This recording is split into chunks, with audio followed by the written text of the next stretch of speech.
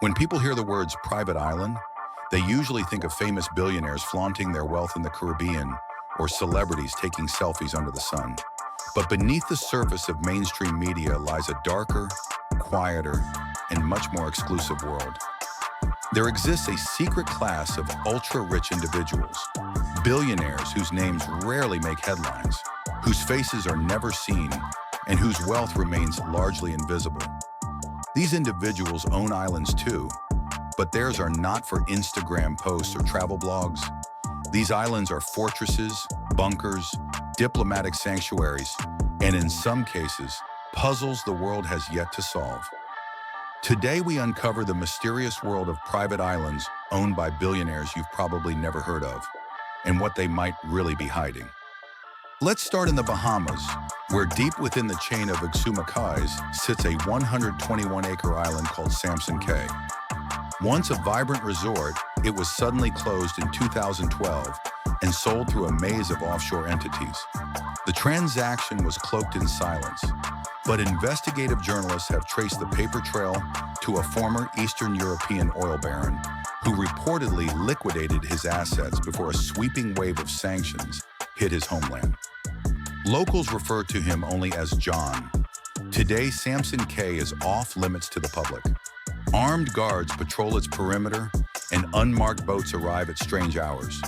There's no online presence, no tours, no development announcements, just silence, and the occasional whisper from a local fisherman who says he saw helicopters landing there late at night. Could it be a simple matter of privacy? Or is Samson Cay part of a larger effort to build a hidden sanctuary in the face of political collapse? Next, we move to Leaf Cay, another gem in the Exumas, but this one was purchased in a totally different way. Instead of wire transfers and brokers, this $35 million island was bought entirely in cryptocurrency.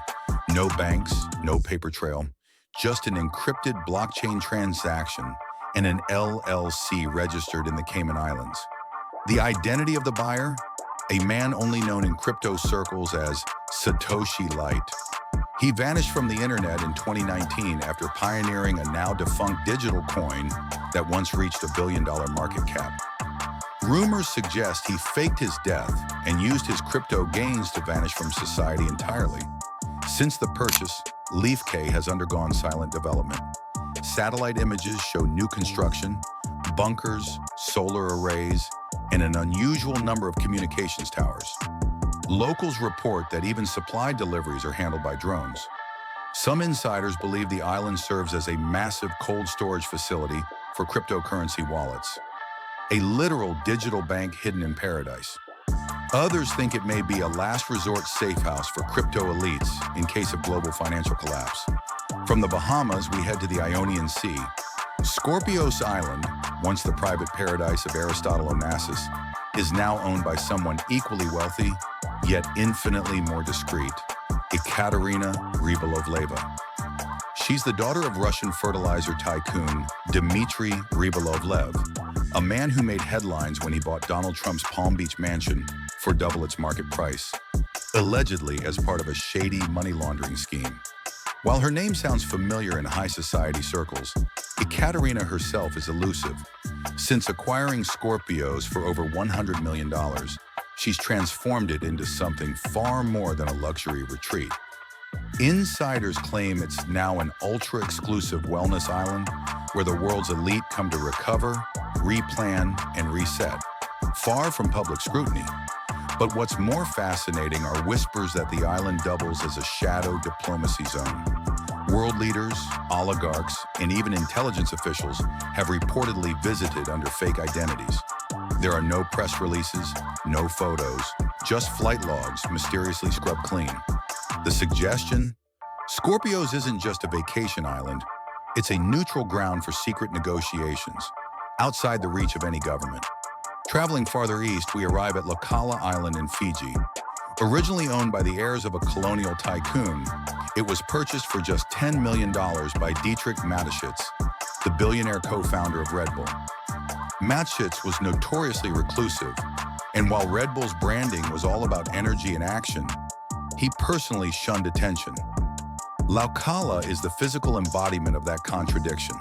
An island with its own airstrip, organic farms, luxury villas, and even a private submarine. But here's the twist. After Matishits's death, the island's ownership quietly transferred to an obscure European trust registered in Liechtenstein. Since then, no one knows who truly controls it. The island's official website still exists, offering rooms at $50,000 per night, but hardly anyone books. Travel companies are denied access. Some now speculate that Laukala has become a private doomsday escape, complete with EMP-proof structures and underground vaults for long-term survival.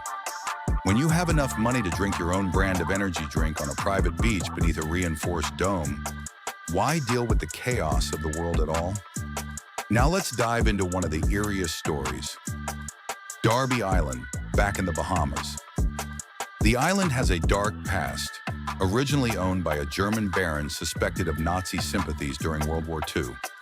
It still hosts a crumbling 20-room stone mansion that some believe was used for wartime communications. But today, Darby Island is owned by an anonymous tech investor from the United States. No one knows his name, but real estate documents list the buyer as Darby Holdings, LLC, a shell company based in Delaware. Despite purchasing the island for nearly $40 million, the new owner hasn't developed it, except for building a few strange towers resembling surveillance equipment. Locals say drones frequently hover around the property, and scuba divers have reported encountering sonar buoys in the water. The working theory? The island is being converted into a private cyber intelligence station, possibly for private espionage or data hoarding. Is this the James Bond villain era of billionaires?